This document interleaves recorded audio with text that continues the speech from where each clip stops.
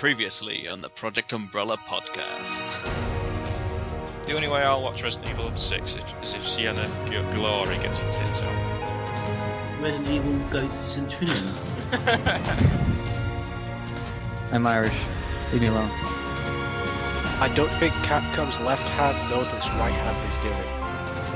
I mean, I've got relatives that are from Eastern Europe, so I can be rude about them. And Eastern Europe, one of the most dullest parts of the planet. Keep the faith, it will get better. This is the low point.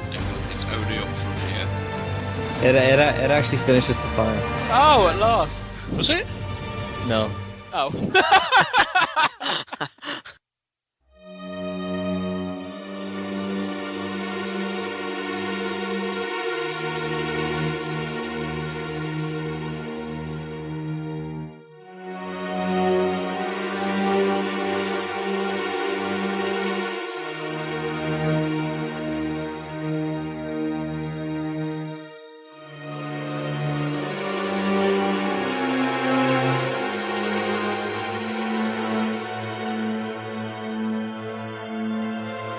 Project Umbrella. Hello and welcome to episode 15 of the Project Umbrella podcast, unearthing the Umbrella conspiracies from within and clinging on to Ty's hopes for the future like Vader does with his commanders. I'm Nick, better known as Neptune, and joining me today is the Batman. Hello. Uspot. Hello. Stars Tyrant. Am I Vincent? Oh, hi. George Trevor. Vincent, this is your mother! Mr. Spencer. Alright. Oh, bit of a letdown there. And our very special guest for this evening, it's Romby. Founder of Resident Evil A New Blood and co-founder of Resident Evil Fan. With over 1,700 posts on The Horror Is Alive. With only 10 posts on the Project Umbrella forums. Well known and popular Biohazard fan. One of the original Resident Evil legends and icon of the community. From New Zealand, it's Romby! Hello.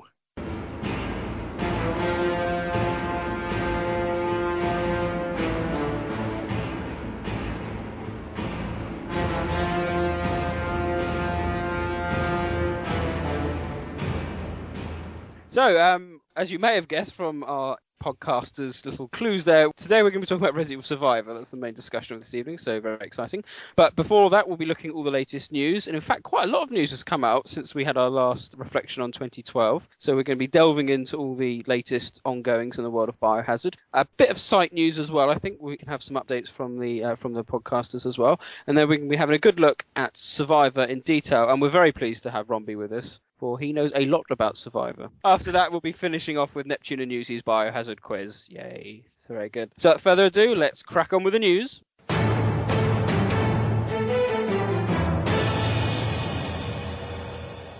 Okay, the first bit of news, I think good news for all. Resident Evil Revelations is coming to HD consoles and PC.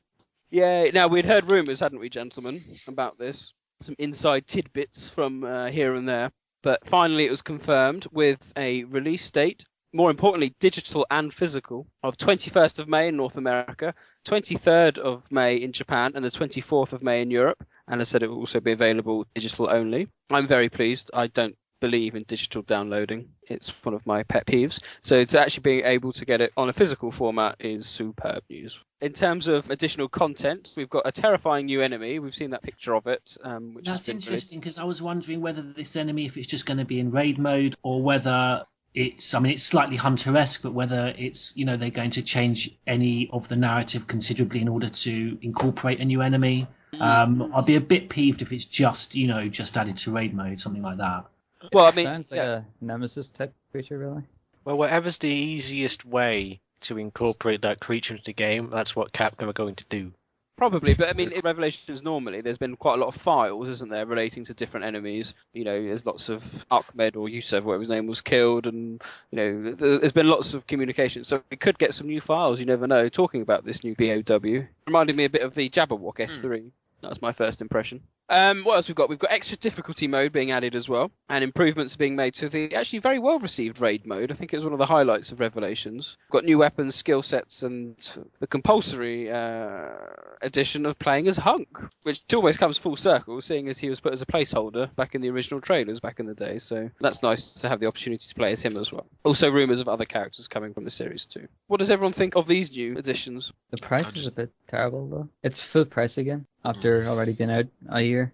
It does look great though. I'm quite blown away by how well the 3DS is upscaled. Doesn't look like they've tweaked with the visuals at all, but they just look great. A bit sharper, don't they? Yeah. Yeah. I think the official press release has said that the game's been retextured, new lighting effects and character models, and certainly... Oh, right. Oh, that's great then. I think what you said earlier before we started recording, Sean, was how good Chris looked in particular. Yeah, And linked picture. Yeah, it's really high quality image. yes, very exciting news. And then I also noted in Japan there's going to be a special unveiled edition costing a mere $466. That will include the game on the console of your choice, so that could be Xbox, PS3, PC or Wii U, a BSAA watch, a BSAA card case, plus a CD arrangement mix. You can also choose to buy this watch separately if you don't want all that, and that comes in at $441. So it appears that that's taking up the majority of this cost. So if you can justify purchasing a new watch for $440, then presumably you're getting the rest of it quite cheap. But there we go. It's only half the price of the jacket from the Biohazard 6 set. You can also buy them all separately as well. It will be supported with ResidentEvil.net as well. What was everyone's view then? I mean, is everyone generally excited about this re-release? I mean, most of us... Revelations HD. Yes.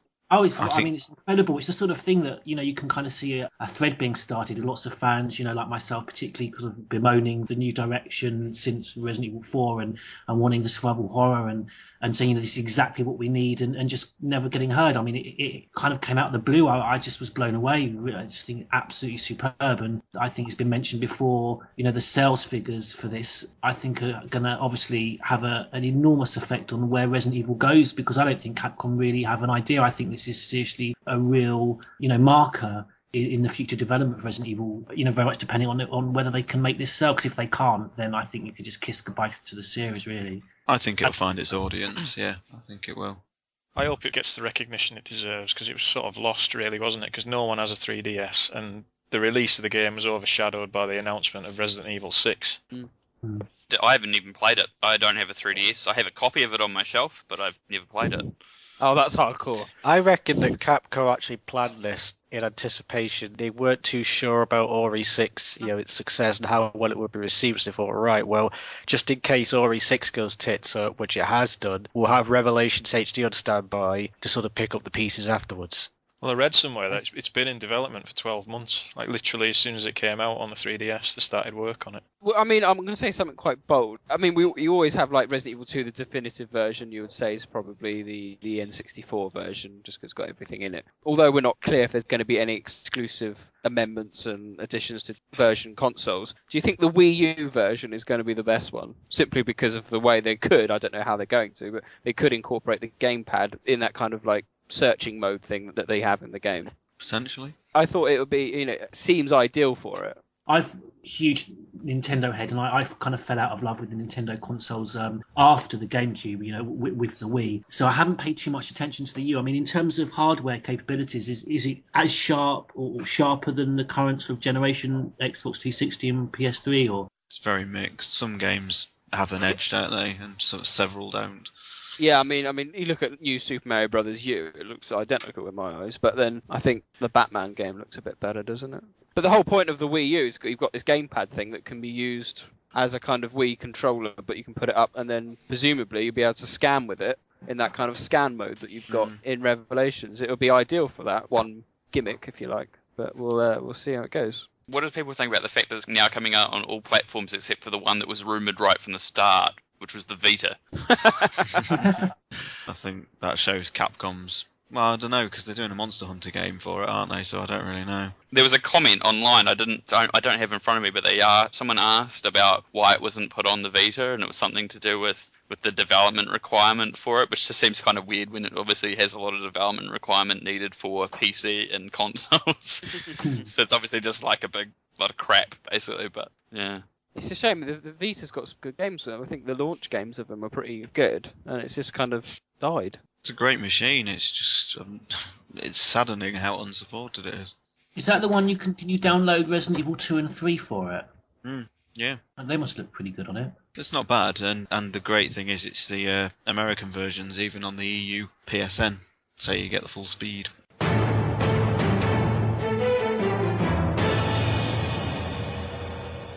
Moving on, other news. The second update for Resident Evil 6 is now available for free for both PlayStation 3 and Xbox 360 owners. If you'd have seen the news recently, this now includes access to play the Agent Hunt mode without having to beat the campaign first, although only areas you've cleared in the game will be accessible, as well as stage selection and various options are available when searching for matches. And I think we touched upon this actually previously, a chapter select options being inserted as well. And I think we've had some other news about new modes have been out. Siege mode. Oh, Siege and, what's the other one? No Mercy? No Mercy, yeah. They're all starting to sound like WWF pay-per-views, aren't they? But yeah, so we've got them coming out, and I think, you get to play as a lone AI-controlled rookie BSA agent, and then the rest of you play as BOWs, and trying to hunt the poor bastard down. Yeah, one team defends him, one team has to Yeah. kill him. You can't help but thinking that it's slightly flogging a dead horse with Resident Evil 6. No one seems to like it. But they keep bringing up these new modes. There's a new map pack out as well for the mercenaries. Oh, is there? Right. So, are we expecting any more DLC for Resident Evil 6? Or There's bound to be some story DLC coming soon. It's bound to be. I hope so, yeah. With Resident Evil 5, I mean, for me, Lost in Nightmares came out of kind of left field in terms of the actual relationship to the game. It was very different. And, it would be very interesting if we got something of equivalent difference for Resident Evil 6. I doubt it, but... The only way I can see it coming is to do with Jake's epilogue with the apple. Potentially. Bring back Tricell, so I ask. Because if you think about it, if you look at RE5, they're scot-free, aren't they? They got away with it, because if someone said, oh, what's all this stuff going on here with Africa that you've been doing? You've been knocking about there doing bad stuff. If I was in charge of Tricell, I'd just blame it on Albert Wesker. He was a bioterrorist, right? He's responsible for it. Carla even says that, he was the guy who tried to, destroy the world. So I assume that if she knows, it's common knowledge that he was this maniac. So we'll blame it on him. And as for Excella, we'll just say she was acting alone as a rogue agent. We had no role in any of this officially whatsoever. So... Well, I think Newsbot will testify. It's a shame that there's so much lost in translation with Revelations. Otherwise, perhaps more people would know at the end of Revelations that Tricell is still very much active. Yeah. If, let's say, I run a company and somehow uses some of my company resources to do bioterrorism, I'll just blame it on him and say it's his fault, he was acting alone, I had no role in this, even though I authorized it. And you can't prove anything. I can't remember specifically because there's so many examples of this, but didn't Newsbot reference there was quite a considerable translation error in the PALs? Was that just relating to Tricell? Was that it, Newsbot? I think it says the Global Pharmaceutical Consortium developed TFS. Yeah, I think it might have been that. In Japanese, it just says International Pharmaceutical Company. A reference to Tricell. Okay. It wasn't there a picture of Jessica uploading something to the Tricell logo in the background? Yeah, she's uploading stuff to Excella. And Excella is the interviewer in that report. Oh, wow, that's interesting. Well, there you go. But as I said, it's slightly unfortunate that Western audiences, at least, aren't going to know about all this. So that, from their point of view, the newest game coming out is Revelations. And there's no mention of Tricell still floating around.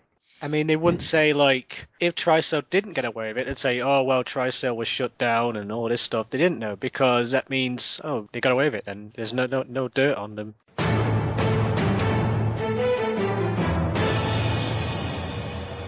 Right, moving on, we have some other news. Sony Pictures Entertainment has announced the release date of Biohazard Damnation on Blu-ray and DVD in Japan. Oh, thank God for that. He's off series. Are you on like the Paul Anderson payroll? That's coming out on January the 30th this month, so tomorrow. How exciting. There are numerous versions to choose from, including special edition, box edition, limited to 5,000 units, featuring a lovely Tyrant statuette, a 16-page art booklet, and both the 3D and 2D copies of the film. I should really actually make an apology. On the subject of Damnation, on the last podcast, I said that I criticised it for being based in Eastern Europe. I made a comment that Eastern Europe was one of the dullest places on the planet, and really, I should apologise to all our our listeners from Eastern Europe. Two of them. I completely neglected to appreciate your prostitution and your gangsters, so it's not boring at all. I do apologise. Moving back to Damnation, we're also getting a double pack of Degeneration and Damnation, which also features another art book. So keep an eye out for that.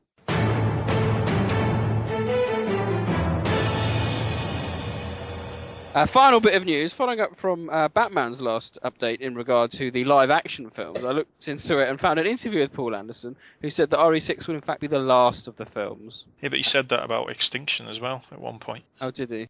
Oh, dear. Now he says it's 2 trilogies. Yeah. So it will be 6, but that doesn't mean they won't make another trilogy. Retribution was released in the UK yesterday, if anyone's interested. No. The answer is no. What have you meant by that? Like a trilogy of trilogies? 9, then, isn't it? What will that be then? That'd be what Star Wars is becoming. Can't believe you're comparing Paul Anderson's Resident Evil films to Star Wars. Anyway, moving on to site news. Do we have any updates from you, Newsbot, in terms of your book? Not your autobiography, The Life and Times of Newsbot. No big updates, just we get new information every day, so. And anything on Chronology of Evil? Nearly done. Nearly done. Is that then it for our 5th anniversary celebrations? The whole year, it's a whole year of celebrating. And another quick plug, everyone go and check out Biology of Evil, Part 3. Yeah. Please do so. It gets the Neptune thumbs up. Anyway, that... Yeah, so does Pokemon and Paul Anderson, so that's hardly a seal of approval, is it? You tell me Pokemon's a bad game, and you're wrong. I've ordered the Biohazard 6 art book, which I should get in a few days, so we can start translating that. That'll be good. There's a few preview images online, and I've got to say, when Capcom were creating ideas for the costumes, they were clearly on drugs. Have you seen some of the costumes? You've got Chris dressed as a member of the Village People. There's another one where he's dressed as Captain America in red underpants with a BSAA logo on his chest. You've got Leon dressed as a Greek god, Ada in literally a yellow pair of knickers and like a pair of butterfly wings on her back, and that's it. You don't need to be on drugs to come up with that. Topless? Yeah, she's topless. She's topless, but she's got like a frilly thing covering it. I can't really tell what it is. Bra? But there is no, it's not a bra. But there is one cool costume. There's Leon's costume is actually Leon. I think he's in his Bio 4 gear, and he's actually got a merchant backpack on. Bit of a question, actually. Do any of us here know what a bra is? Yes. Oh. Just me then. Yep. On that note, we'll now move on to our main discussion of this evening of Resident Evil Survivor. In 1998, a disaster struck the quiet Midwestern residents of Raccoon City. An uncontrollable outbreak of the Umbrella-created T-virus transformed the city into an inescapable death trap. To stop the outbreak from spreading, Umbrella Incorporated was forced to wipe out the entire city. However, this was not the only location where an outbreak occurred.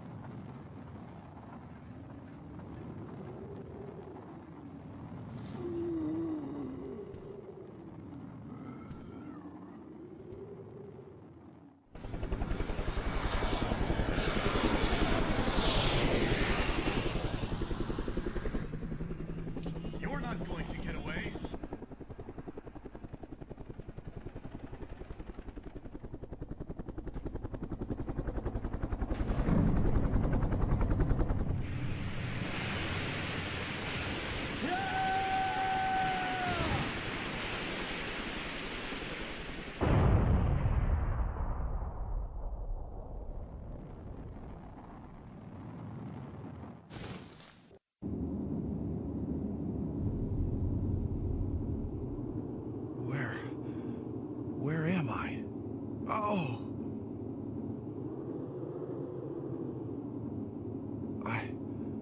I don't remember anything. Who am I? So looking at Resident Evil Survivor, the much maligned entry into the series, the first spin-off of the series on main consoles anyway, not including kind of cell phone, whether there were cell phone games back then, I don't think there were. But anyways, this was the first spin-off game, and it received harsh criticism at the time. But I think time's been kind towards it. So what's everyone's kind of brief impressions to get us going? Newsbot, we'll start with you. Good story, shit gameplay. That's brief. George? Newsbot kind of stole my thunder a bit. Fantastic story, one of the best in the series. Shows you that you don't need these ridiculously contrived, complicated soap operas with, lots of organisations with lots of initials, acronyms that just bore you senseless. I mean, you've got teenage abduction, teenage experimentation, potential story involving mass suicides, and starting off not knowing your identity. Absolutely brilliant gameplay. I'm slightly reluctant to always criticise the gameplay and the graphics because of the date with which I'm trying to review it in the context of which it came out. I presume the only reason the graphics suffered so abysmally compared to Resident Evil 2 and 3, which presumably it came out not that long after, is because you've got you don't have the pre-rendered backdrops. Sean? I had a lot more to say. Yeah, well, I've got notes. I've been playing it for 2 fucking months. That's fine. Sean, what's your brief impressions? I think time's been a bit of a healer with it. I mean, when it first came out, obviously, as George has just said, it came out in the midst of 2 and 3, the first trilogy, if you like. And it was the first time we as a fan base had really experienced disappointment with a Resident Evil name on it. But particularly after this year, which we've had to endure, I think it stands a little bit prouder than it did because it knows it's not the darkest place the series has gone now. So yeah, I think time's been a bit of a healer with it for it, to be honest. I think it's still a pretty bad game, but you can look on it better eyes, I think, now. I think it was released the day before Code Veronica in Japan. Oh. Mr. Spencer, what did you think? I thought it was production values were pretty low, but which is a shame because the story was one of the best in the series, I would say. For example, one of my favourite things I read about was the where the group of teenagers make an escape attempt, and then Vincent finds was like, oh, no you don't, guns them all down in cold blood, and then has his security chief cover it up as a suicide attempt. It's like, oh, it's alright, they're all self-harmers anyway, and emo kids. We'll say they all killed themselves, that's passable, that's feasible, people believe that. And he's right, they would. Great guy, Vincent. Genius. One of the best villains in the series. Batman, what did you think? I didn't mind it, really. As a first-person, late generation PS1 game, I thought it was all right. Really good atmosphere. I think it creates a very unique atmosphere. Obviously, the story's really good. I thought the music was some of the best in the series as well. Totally agree. I like the idea of it being set literally a few days after Raccoon City as well, and there's this whole paranoia around Umbrella about what exactly happened. It's one of the darkest entries in the series. The idea of children being experimented on to help create tyrants is quite horrific, really, when you think about it. There's plenty of them out there, so... Yeah. How many did he kill? Is it 12 or something he gunned down? Was it that 20, I think it was. That's all right. But I love it when you walk around environments like the church and you've got that organ music playing and an Umbrella logo on the wall, and Ark wondering why there's loads of children's books and toys and games hanging around, But I think it's a good game overall. I just think because it's got shit production values, people have let this overshadow how important it is to the series in terms of story. In terms of the story, it's strong enough to be a main title, isn't it? Yeah, I wish they'd included it as a bonus scenario in one of the Chronicles games. Yeah, it would have been really good. Yeah. Dark side. Romby, what did you think? I'm trying to be subjective here because I'm trying to remember how it was at the time it came out. I think it was overshadowed by Code Veronica. Just like Paul said, I think originally it was supposed to be a week's difference in Japan when it got released, but because Code Veronica ended up coming out earlier there than expected, it was on store shelves about 3 or 4 days earlier, it ended up being only a day or two difference. And so personally, I was looking forward to Code Veronica. I think I played Gun Survivor first in the end still, but yeah, I found it a disappointing experience compared to what I expected. Oh, okay. I'll say briefly that it was only my second Resident Evil game, no, third Resident Evil game that I got, but I was only just into it because of Resident Evil 3, and as my mum bought me it for Christmas, along with the gun, the Guncom 45. It's awful with the gun. I mean, I don't know how you can play it. It truly is. Abysmal, but... The interesting thing is that it delayed. The game didn't come out in the States until, I think it was August of 2000, and when it came out there, it didn't have gun support. Yes, that was it. Yeah, Survivor 2 never got released full stop, did it?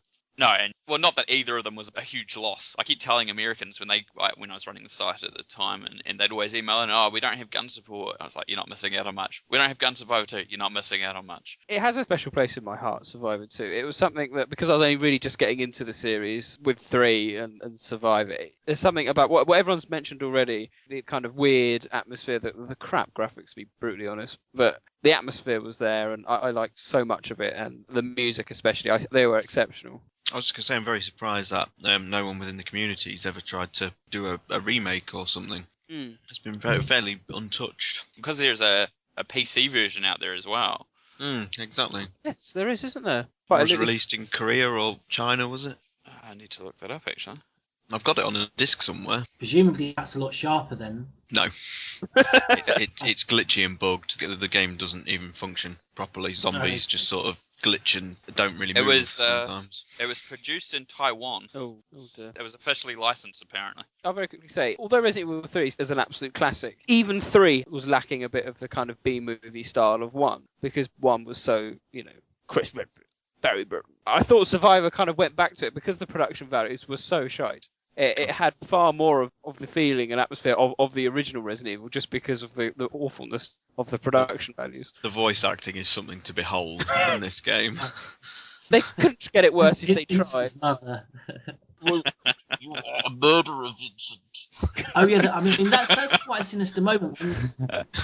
Well, we can get into all them in more detail. What I think we'll move on quickly now is the development history, and this is where I hand over to our friend and yours, Romby, because I'm told in good faith that you know a lot about this. I know some, but probably I've got a few gaps. As far as the public vision of the game went, it was really, really short notice announcement. It turned up, I think, in a couple of discussions and rumours before the Tokyo Game Show at the end of 1999. So we're literally talking only a few months before it actually came out.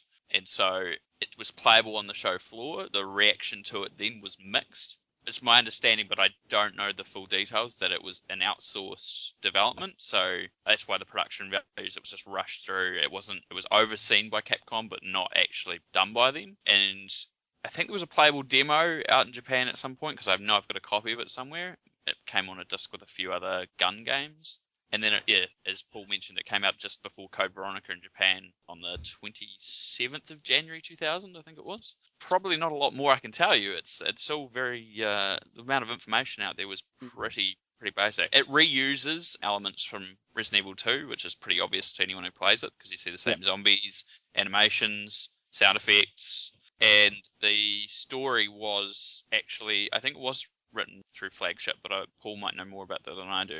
I know it was written by Flagship, and it was overseen by Capcom. It was all development was actually done by TOSE, T-O-S-E. It's a Japanese ghost developer. They don't attach their name to anything they make, really. Like a ghostwriter, you're saying, for an autobiography. Someone they don't get any credit at all for it. And... Sort of like that. I know they're pretty infamous, but I'm pretty sure Capcom just gave them the overall idea and then said, go make this for us. Interestingly, the version that was on the Tokyo Game Show floor is actually different than the final version, because there's video out there in this images. I show you different areas that are in the game, but the enemy placement is different, and some of the item pickups are different. So there is an early version of the game that was on show. So there was obviously not huge, but minor tweaks and changes done to the whole game shortly afterwards, or at that time, that became the final end product. And the other thing is, I've already mentioned as well, is obviously in the United States, because of the Columbine shootings in 1999, it's usually that's considered the reason why Capcom, and probably Sony as well, because I believe Sony has a bit of veto rights on the gun control stuff in the States, but both of them decided to drop the gun support, and that's also what delayed the game until, I think, as I said, August 2000. Well, there we go. Very interesting. I had a look at this. I did some research into this TOSE company. Deliberately want to keep themselves secret, and all they want is like a good reputation within, the publishing realm, so they'll get to work on lots of games, but they've got no desire to make the name known to anyone publicly. All they want to do, their company motto, is just to make other companies lots of money. And it's really weird, because they won't put any of their names in the credits. Occasionally, TOSE might be mentioned in the special thanks section, but any actual staff members who worked on it, they always use pseudonyms on the credits, so you never actually know who's worked on it. I know they did a bit of work on Revelations as well, but they actually put their name on that one. I think that was just they outsourced a little bit of development rather than the whole game. Yeah, and they worked on Resident Evil 0 as well. Code Veronica was outsourced eventually to TOS and Nextech, I think. Yeah, Sega had a lot of Nextech's group as well. Yeah. I think they'd been providing development support from the start so they could get a lot done. Because I'm not sure if it was supposed to be a launch title. It was supposed to be very close to launch, and it kind of got further back than they thought. Yeah. Oh, fascinating. I've got this magazine, a PlayStation magazine, PlayStation Plus or something like that, and it had the whole section featured before Survivor came out. And you're right, it came out very quickly, and Code Veronica was coming about because they gave it in the PlayStation magazine saying how awful Code Veronica is going to be, but how great Survivor's going to be. And totally pro Sony magazine, and you're like, really? But yeah, you remember seeing it, and you could see all the textures being ripped from Resident Evil 2, and that's quite evident with the BOWs, isn't it? I mean, they just basically use everything from Resident Evil 2. I think every BOW from Resident Evil 2 is in it, isn't it? Except Birkin, I think, off the top of my head. And then they just dump in a hunter for shits and giggles. Yeah, it was the first time we had hunters and lickers in the same game, wasn't it? It was, yeah. And you had the evolved licker as well, didn't you, towards the end with the mutant claw? Yeah, and you had the Ivy as well. Yeah. Yes, you did, yeah. I generally liked it all, and I thought... Even the cleaners. Oh, no, apart from the noise they make. Remember your mission! I thought the cleaners were really good. Yeah, Not in game, but the concept of them was I was going to say, what exactly was their physiology? Because I wasn't sure if I lost something in translation, but they were kind of like drones, weren't they? They're genetically engineered humans who've been cloned, basically. Yeah. Designed to disintegrate to leave no trace of their involvement, which is fine, but you would have thought that they would have been used at Raccoon City. You'd think they'd be a bit more effective than the BOWs in the series, though. Like a limitless supply of soldiers who follow orders completely. And can use guns readily available. Yep. Yeah, that was one of my issues with it as well when that came out. I was like, okay, so you've got these soldiers and they do what you want and they disintegrate if they get killed. That seems pretty awesome. Why not using these? You know when you sometimes hear at the Olympics, you get like a whole team of like Koreans that just suddenly decide not to go back and, and seek asylum. I just wondered, it kind of reminded me of around that time if sort of any Eastern European gymnasts kind of went missing because they do kind of twirl around and back somersault. And did you not notice that? The way they sort of jump around and flip backwards. They don't really even shoot at you. They just sort of roll towards you and try and smack you with the gun. They do that more than they shoot at you. And if you look away from them, they can't hit you, can they? Yeah, they're Japanese gymnasts that didn't want to go back to the regime. Remember your mission! We're doing a clean sweep of the area! Everyone and everything must be cleansed! Now move out! I do like the fact that the cleaners, whilst we're on the topic of them, did contribute to one of the greatest stages, I thought, in the game. Was either the forest stage or the coast was brilliant. And there should be more of it. And I've been advocating this for years, Resident Evil. There should be an outdoor in the forest scene. And it was pitch black and you couldn't see anything. And at that point, although the action of Survivor was quite intense at times, it was the point where you stopped kind of running and kind of slowly walked forward. And you just couldn't see anything. It was great. Isn't there a section where you can see laser sights? Yes. At you? Yeah. Yeah. That was that, and then right at the end as well, before you get onto the train, they're shooting at you with the lasers as well. But yeah, that whole forest scene, and then I think there's that one, and then the coast scene. I can't remember what it's called, but you have all the cleaners, and then as you're going the cliff, you can see the tyrant walking towards you. Yeah, which was excellent. And it was obviously due to significant graphical limitation by having it just pitch black. But it was really effective, and I've always said Resident Evil 0 should have had that at the beginning in the forest, which would have made it a bit more scary. But anyway, so we've digressed a bit and talked about the cleaners, but then they are a unique enemy, and they've not showed up again in the series. So we've touched on it as well, talking about the storyline. I think we've all agreed it is one of the better storylines, and George has even gone so far as saying it's main story worthy. So let's have a quick discussion on that and the implications and how important it is to the overall storyline. I think it's quite bold. I like the fact that it takes up on the kind of real sinister horror that you had in Resident Evil 1. The experimentation on a 14-year-old girl and, incarceration of her and her mother. Obviously didn't get that in Resident Evil 1, but it was, the story was there with true story behind Biohazard. So I thought it was, good, adult, nasty, sinister, bold story. Yeah, and I didn't shirk away from that. Continued throughout. I thought it was very very clever, nice little twist at the beginning, and in this, the lost identity. The whole way the game starts when you first play it, and you have an immediate choice, don't you? And exploration that's not rivaled in Resident Evil 6 for sure. The first time I played it, I went straight into the cinema area. And the first room you come to, the foyer, and it's pure Resident Evil. Again, that's why this game does look a lot better considering recent installments in the series, because you've got the melancholy back music, which is brilliant. I think only bettered in Resident Evil 2. In fact, obviously you've got the obligatory helicopter, the sound of the eerie wind, and the howling wolves in the distance that you can hear. And you don't need a lot of frills. It's quite a basic room, but immediately that just sort of impinges on the context, and it's not just a basic room with limited graphics in a movie theater. It's suddenly I feel like I'm in a Romero zombie flick. That's the thing about a lot of these iconic zombie films and situations, that they do take place in quite otherwise mundane, normal, run-of-the-mill areas, that suddenly you kind of see the horror in the expanse of, say, a large cinema complex because of the situation that you're now thrown into.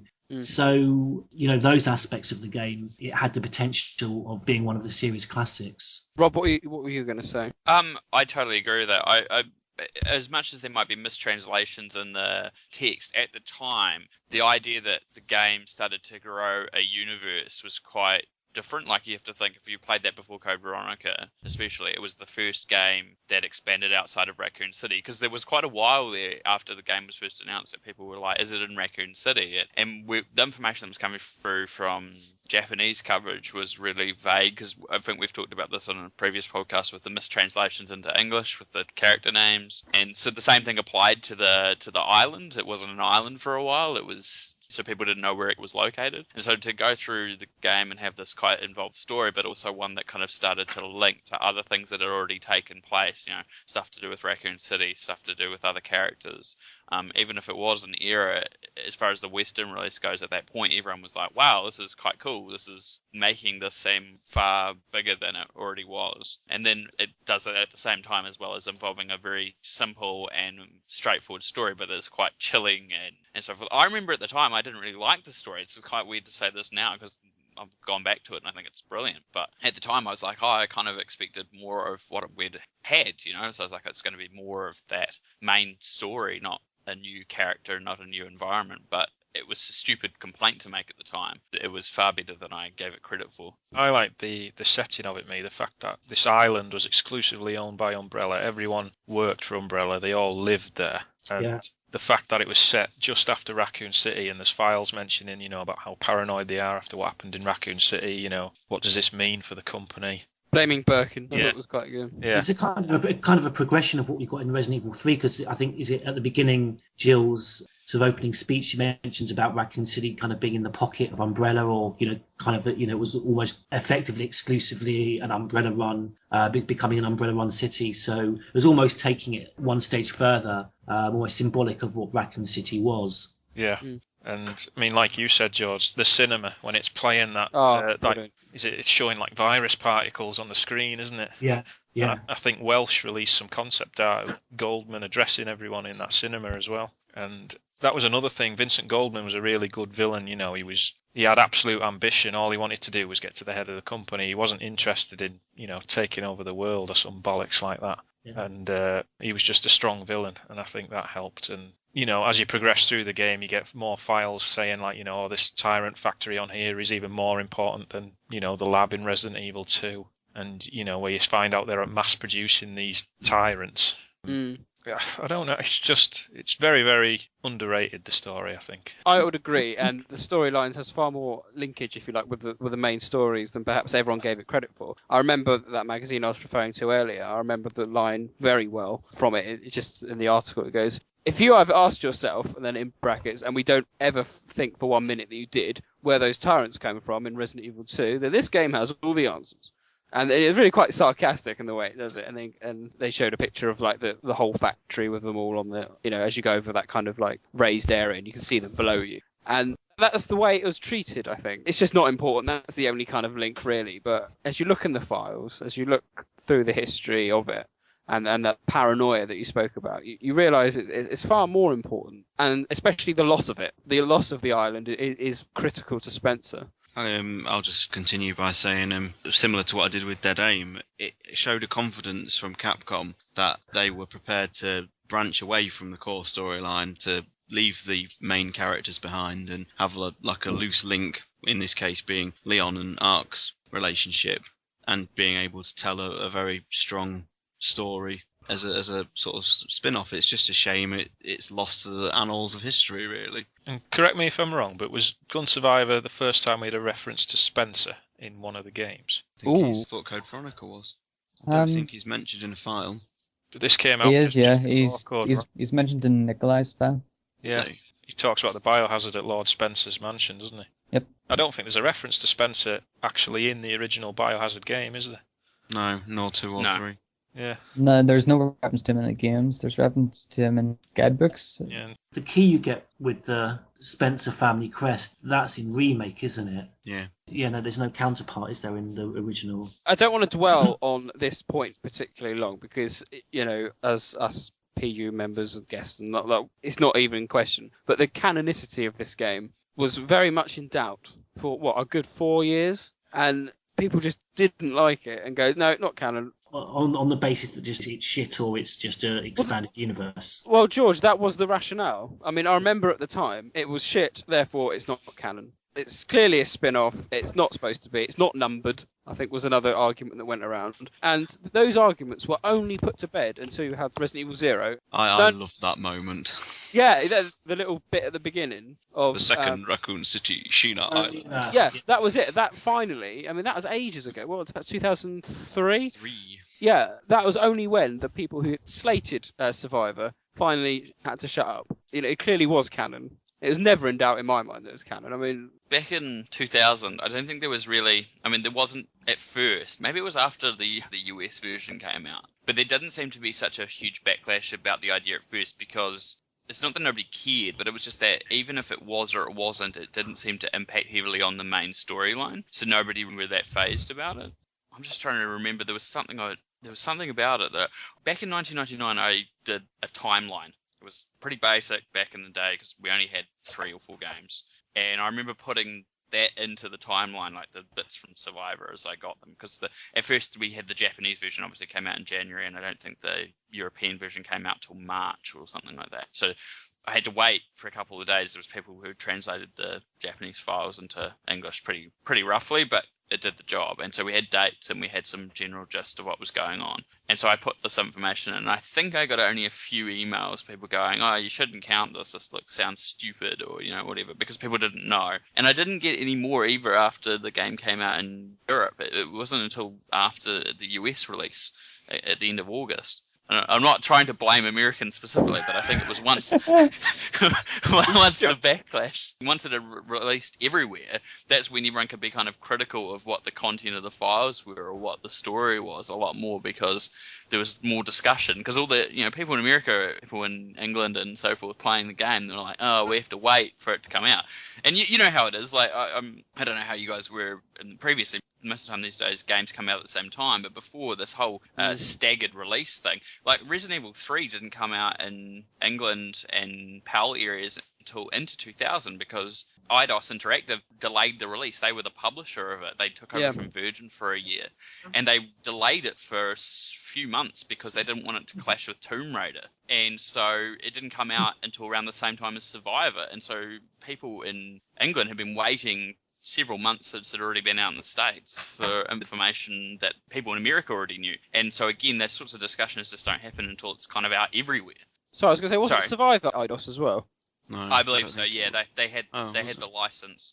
Yeah, they had the license. They did Code Veronica, Survivor, and I think a couple of the ports for Dreamcast as well of Resident Evil 2. And then eventually Capcom realized that they weren't doing a good job, went back to Virgin Interactive for about another year, and then eventually opened their own office. That's interesting. So it's obviously a US backlash against Survivor there for some reason. You take away the gun support, as I said, like it was a big deal. Like America is a gun-loving nation in a sense as well, but that applies to video games. And but it's not even just about the idea of having a gun. It's releasing something and then saying, "Hey, we've taken this away." people get upset about that. They're like, why can't I just have light gun support? It's nothing amazing, you know. And as you said earlier on, the light gun support's nothing amazing, but to take it away seemed more controversial. And then when they actually played the game and it was a pretty low quality production value as well, people immediately just wanted to write it off. And then when you see really bad reviews and you hear other people's comments, they gave more power to the idea that this game is rubbish. There's no reason to be canon. It's a shame, really. But as I said, it was only really Zero that put that to bed. What were you going to say, Newspot? I know the scenario was probably written based on the idea that they wanted a new tyrant. The Japanese Biohazard 2 official guidebook has, in the description of the tyrant, it says that if further miniaturization progresses, it'll become possible to camouflage the tyrant as a human and send it into enemy territory, which is the entire basis of the Hypnos. Yes, you're right. As you said, that miniaturizing and ferociousness of it. I think that's probably what they started off with, since they had the entire idea for that 2 years earlier. I really do like that tyrant in the game, like the whole human element and growing as it gets damaged and angry, essentially, almost. It's one of the better tyrants in the series, I think. It's my favourite tyrant, closely followed by the Damnation tyrants. But the Hypnos tyrant was immense, and the fight was quality, because it's quite. If you remember, the first one's not particularly exciting. He's just wandering in the corridor, but then by the time you get up to the heliport, he's bouncing around like a bouncy ball, and you're bashing him with his grenade launcher. It's a really good fight, and although the graphics again were quite premature, you really got a sense, because the sound was so good in the game of the heart ripping open, wasn't it? And all the like that. It's like and it resembled Mr. X, but it was very, very different. And the way he sat perched on the heliport waiting for you, that was great. And the ending, it still didn't kill him. And he had to be blown up by missiles. Yeah, Ark fires him with a missile and then fires another missile into him. Yeah. Leading up to that, though, the combat was a real letdown, particularly with the Tyrants. That style of combat that Dead Aim switched to, works well with the zombies. But I thought with the Tyrant, because of the restrictions on movements, you effectively had this just trade-off of continually firing weapons at it. That was stood still right in front of you. You couldn't really move, and it became like kind of one of those turn-based role-playing games. That really was a design fault almost, in the sense that just complete restriction of movement. Well, it's the same buttons, you're just stood next to each other. I mean, it's literally right in front of you, and it's just the exchange of firepower. The best weapon to use against him was I think it was Handgun B, the really fast-firing one, because it used to follow, the cursor used to follow him if you kept pressing the fire button. Oh yes, it's the first time that had more than one handgun, really. The standard handguns. You had an ABC, there's a Glock 17, and there's some good handguns. There's a really, really good moment where I think you're in a back alley and it's really cramped, and the tyrant is directly ahead of you, like at the other end of the street. And there's nowhere for you to go because the alley's that cramped, and he's just slowly walking towards you. You can hear the cleaners firing in the background. You just got to hammer the fire button and hope that he drops before he gets to you. Couldn't the Mr. X's in this run as well for the first time? I think they can do charges at you, can't they? Yeah. They weren't particularly fast, though. I mean, I remember their kind of double club hand attack. They sort of glide across the floor. Yeah. That's it. Like shoulder charge, don't they? That's based off still the same animation, I think, in Resident Evil 2, where he shoulder charges through the wall. Yeah. Slides across the floor through the wall at you. And I think they just recycled that. Do you think we should have had a super tyrant, or are you quite satisfied just having the sheer number of tyrants? It's petrifying, really. All of them could potentially become, super tyrants at the end. You never really do them enough damage, do you? No, because there's lots of them, I suppose, isn't there? I mean, none of them are really boss fights, are they? You just sort of knock them down and move on. I mean, if you take certain routes, they're pretty much the basic enemy, aren't they? Yeah. Yes.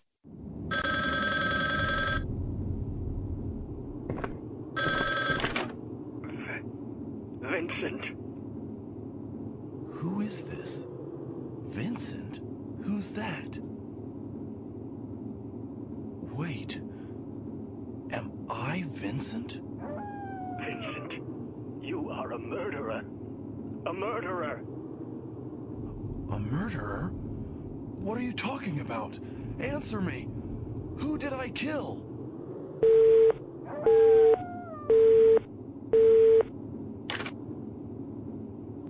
Okay, well, we'll probably come back to BOWs later. What I want to talk about is Sheena Island itself. We've already touched upon the location. In terms of where it was, we've always had that good discussion going on many forums, not just PU, trying to find precise locations where, like, the Antarctic terminal is, where's Rockfoot Island. But Sheena 1's kind of sometimes gone under the radar a bit as to where it exactly is. It's Atlantic Ocean, isn't it? In the game's guidebook, it says it's a European island. Nothing beyond that, though. Okay. Yeah. Would that make sense with the Tyrant plant being a European island when the Tyrant was a US umbrella product? Or would it have been shipped out by then? I mean, there's a lot of French-style cinema posters around, aren't there? Cobbled streets and everything kind of gives us European feel as well. It's not something you would see. I liked all the locations. I liked the games arcade. And I like the fact it did actually, in many ways, had more of a feeling that it was actually a city that was there, or, a town, if you like. Whereas when you're playing Resident Evil 2 and 3, the shopping district of Resident Evil 3 didn't feel like a shopping district. If you were shopping there on a normal Saturday afternoon, let's go through this random gate to get to the library. That just wouldn't happen, would it?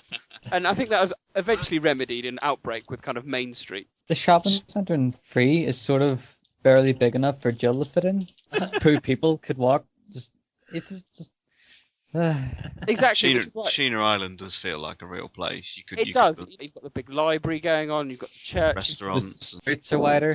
It's that simple variety that provides, just the scope of an actual island. You've got mountainside, you've got city, you've got sewers, you've got high-rise buildings, you've got cinemas and restaurants, you've got low-level streets, and you've got this factory. And you've got the house, Lot's house. That doesn't have a bathroom.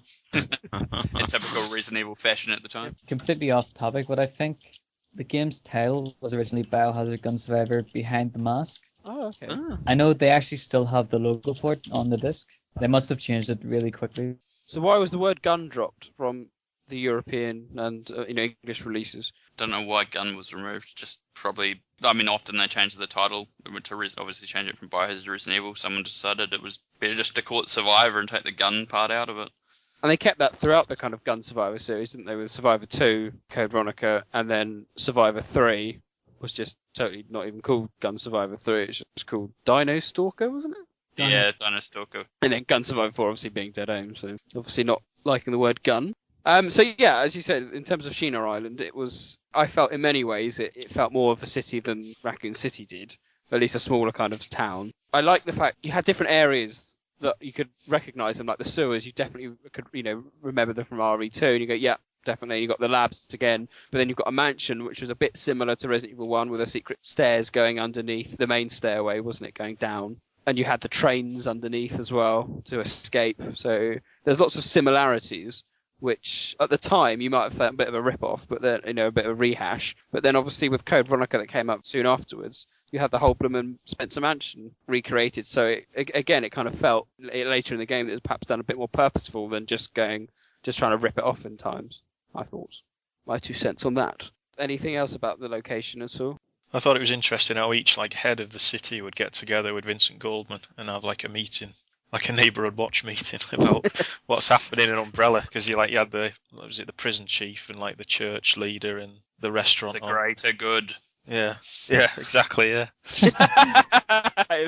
Brilliant, you're brilliant. And then Andy Holland, he just stuck his nose into everything. I mean, was he the janitor for the entire island or something? It never stopped working. About the greater good thing, the game actually does have a bit of a aspect of that, because it's not explained that well in the game, but in the guidebook it says that the entire island, everyone on it, has a sort of umbrella superiority thing, which is sort of like an offshoot of racial superiority, only for Umbrella. I thought that was interesting, and it kind of puts the company's actions into perspective a bit. Because they kind of use it to justify to the children, why these guinea pigs, because it's not even just Vincent Goldman that refers to that. Lot's father, I think, says to him, these people are not, Umbrella people are inferior to them, and, we're just trying to help them. Yeah. It is actually a really good analogy, the Hot Fuzz one, because it is, the whole island's owned by Umbrella, and you do get the impression from the files that there's this group of people that are watching over them all and doing these things for the greater good. The greater good. In terms of the citizens on the island, I was interested in terms of how much they're aware of what's going on, because their understanding is that if they bring to Umbrella's attention Vincent Goldman's specific act in murdering the 20 escapees, then he'll sure to lose lose his job. But this is reference that it's going to be reported to the very people that are delivering. So, there's not much difference really between, experimenting on teenagers and actually, killing them when they escape. So there was a slight confusion I had in terms of how much they were aware of what was going on. So in terms of, Vincent's crime in killing 20 escapees, how much was that a crime in the eyes of his employers who were obviously providing him with them in the first place anyway? I mean, was it just a pharmaceutical company for the greater good? Well, it says in the guidebook that the top secret experiments Vincent was doing was well known to Umbrella headquarters, but because they were working, they just allowed him to carry on doing it regardless. That's something that they could have put at the end of the game or something, just to show you that the entire biohazard in Sheen Island was a bit of pointless. I think that would have worked really well, narrative-wise. It was nice as well that the biohazard was intentional. I like the way he intentionally leaked the virus. I mean, I know it's happened many times now, but that was the first time, and it was better than just having, oh shit, the T-virus has got out again. But how was he, Vincent, what was he planning to do? Be able to show that he could clean it up? Yeah, he would have killed all the workers. I think he was going to pass it off as accidental again. Was the Hypnos Tyrant like his own personal project? Was he trying to develop that? It was, yeah. Yeah, so obviously he was experimenting on the kids because he needed that beta non-serotonin, blah, blah, blah, whatever it is. Yeah, we'll get to that in a minute. Yeah. So, he developed the Hypnos Tyrant that he considered good enough, and yet the files say it still wasn't perfect. If Umbrella wanted a smaller Tyrant that was more agile, that could blend into society, I think he was trying to create that, wasn't he? To present to Umbrella to, let him go further in the company. But there's plenty of people on the island that didn't have a clue what was going on, because I think, is it the restaurant manager mentions in a file that he overheard some people talking, saying that the T-virus is on the island, and then he just shits himself and says, right, I'm going to quit and move away. Who are you? What are you talking about, Vincent? What did you call me? Please, don't kill me. Helicopter. Vincent, this is all your fault. You made them send those cleaners to destroy this place. Cleaners? What do you mean? Wait! This spotlight on Vincent Goldman that you don't normally get shows up Alfred Ashford as not necessarily, such a unique story in the sense of, his aspirations with an umbrella. I know with Alfred it was more specifically in terms of his family name, but you get, well before the Prisoner's Diary alludes to Alfred's, psychotic use of the prisoners there, and a lot of comparison between the two. Well, Alfred's use is minor compared to Vincent. He looks, in that sense, looks like an angel. I mean, what Vincent was doing was horrific, and we can kind of move on to that, because I think there's been some developments in translation about the use of the beta-heteronon-serotonin. I think Newsbot can fill us in about this, the mass production. I mean, I think the old theory was that, I won't dwell on it too long because I will be corrected quite properly about this, but the whole point being that when teenagers or prepubescent teenagers of a certain age were put in pain, their brain would excrete this beta-heteronon-serotonin, which was then extracted and then put into any person as a base component, and then they'll be injected with the T-virus and will become a tyrant. But I think that's not quite right, though, is it, Newsbot? I think everyone just reached that conclusion. Yeah. On it. But when I was looking at the files, something really, really always just got under my skin about it. It said that you could make a tyrant more ferocious by using a certain chemical. Thought was always a reference to that beta-heteronon-serotonin. And then I looked into it a bit deeper, and then it said somewhere else, I think it was in the guidebook, that Vincent was trying to get the chemical, large quantities of the chemical, to create a new type of tyrant, which was obviously a reference to Hypnos. Yeah, and it was to do putting the cells together, wasn't it, and letting them fight to be the strongest.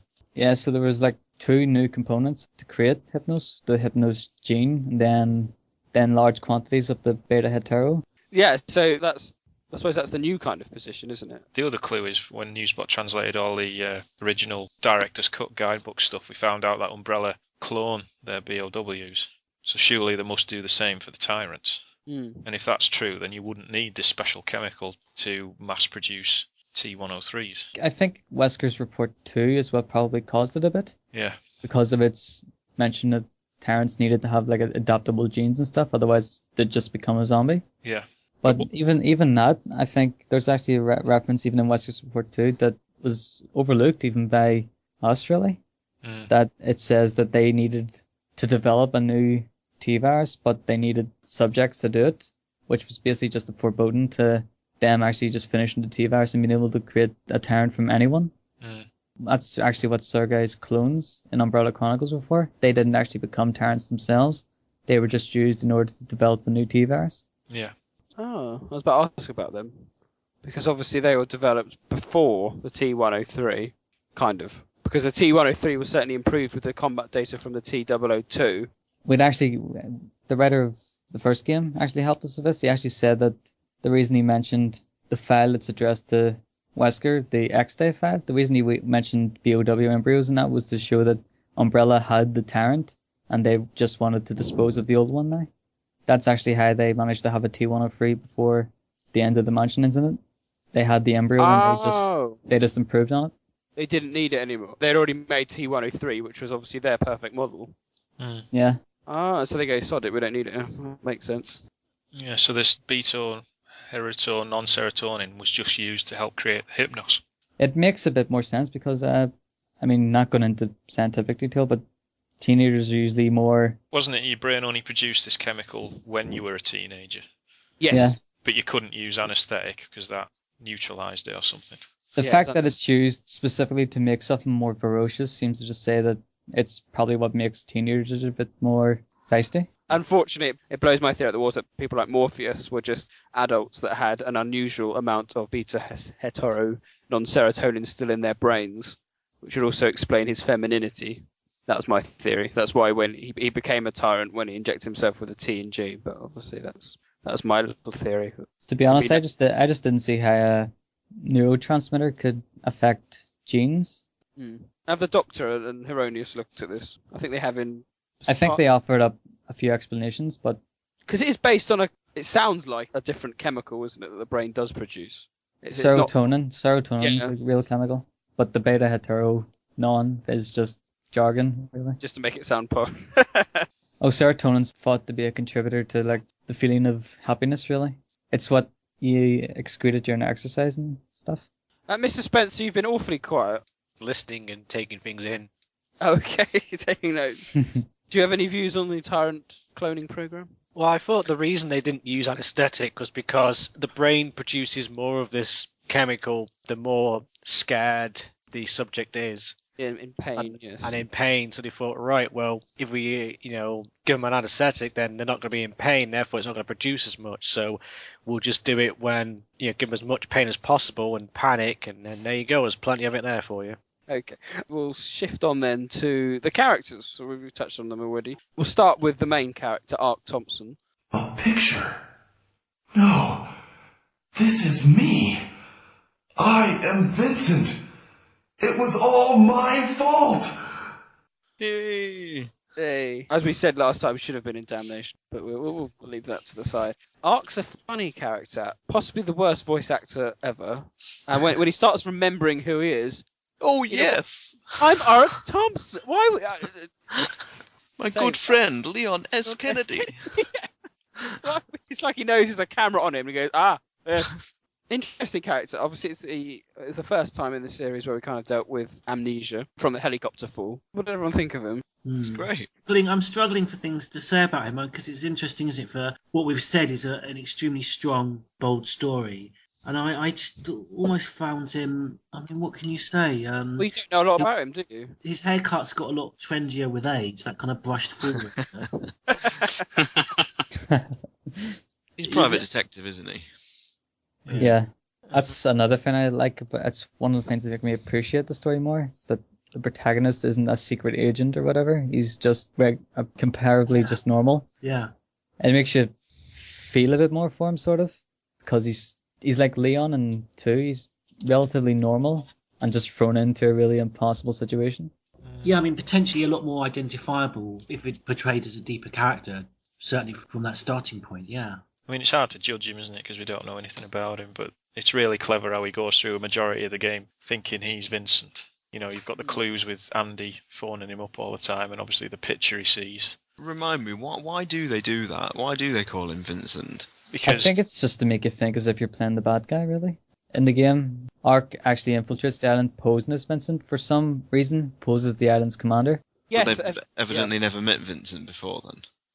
Andy Holland hadn't met Vincent. Right, okay. He went down there to do an inspection, didn't he? And Andy took his picture, and obviously because he knew he would blow his cover, he went mad. Yeah. Okay, I was trying to work out why that picture was. Yeah. Okay. I never understood how that was going to work because, as was touched on before, like obviously Vincent meets with all the leaders of all the different areas, with the exception of Andy. So it's like, what's he going to do? Is he going to bump into the guy that's in charge of the HQ building, or something that's going to be like, right, you're Vincent. Mm-hmm. Yeah, I'll believe that. And the thing is, he's wearing like really plain clothes in that scene when he's talking to Andy. And you just imagine that you'd think the island's commander would wear something a bit more. A green parka, yeah. Well, basically, what Vincent actually does wear when you meet him. It's like I work for Umbrella. Oh shit. His white pajamas. White pajamas. Just got out of bed. You're not going to get away. I need to look it up, but I remember, I'm pretty sure Ark's voice actor was like a part of a Japanese-based comedy duo or something like that. I'd love to know if there was like, what sort of direction they were just like, we just need you to read these lines, and he was able to have free reign, because he was talking about his reaction, like as if there was a camera on him. It's like, that's how I felt throughout the entire game, as if he's just like, every scene's slightly different, and he kind of hams things up, and there's no consistency, there's no direction whatsoever. I mean, with Vincent's mother, you almost get the impression that it's someone pretending, a man pretending to be. It's amazing, that scene, isn't it? Amazing. This is your mother. Stop doing all those terrible tests and come home. That scene didn't really even serve a purpose in the story. It's never referenced again. It's just sort of, how was she able to go on the fucking intercom? It's amazing as well, because he must have confided in all what he was doing, because she knew he was doing all these tests. Yeah. How did she get on the facility's intercom system? I mean, presumably a house phone. Maybe it was Ark before he lost his memory, trying to pose as Vincent's mother to get Vincent out of the building so that he could infiltrate the building. I just like the fact that no matter what version of the story you played, because obviously you've always got the three routes, there was no general improvement in the voice acting and the characters. They just got shitter and shitter. And it went one way through the library. You had the funny incident with Andy shooting at you in the library for some reason. And then shoots at you in the arcade. And the arcade, yeah, through the window. Die, Vincent, die! Conveniently takes out a few cleaners for you as well. Oh, yeah. But I like the idea of the Umbrella, this like multi-billion-dollar company, stepping up security after the Raccoon City with like Nikolai saying, "Oh yeah, we must prevent information leaks and whatever." And then Lot goes up to Vincent's office and he goes, "A spy? You are a good boy, Lot." Also, the irony of that statement in that file saying we should lock down information being just left in a piece of paper just in a random location, which I'm pretty sure is the movie theatre. It is awful, isn't it? But it's hilarious. I mean, for me, it does actually fall in one of the classic games in terms of, because it's part of that classic era. So incompetent. It is. But I mean, it's unique, isn't it? The fact that you can't save the game. Continue, can't you? I thought you had to go through it in one go. I don't think you can, because there is nowhere to save. I mean, I think two of the game's big undoings that, it is fair to criticise it on would be the lack of save rooms and the unlimited ammo with the pistol. Oh, the handguns, yeah, you did, didn't you? I won't allow you to escape. You're going to pay for what you've done.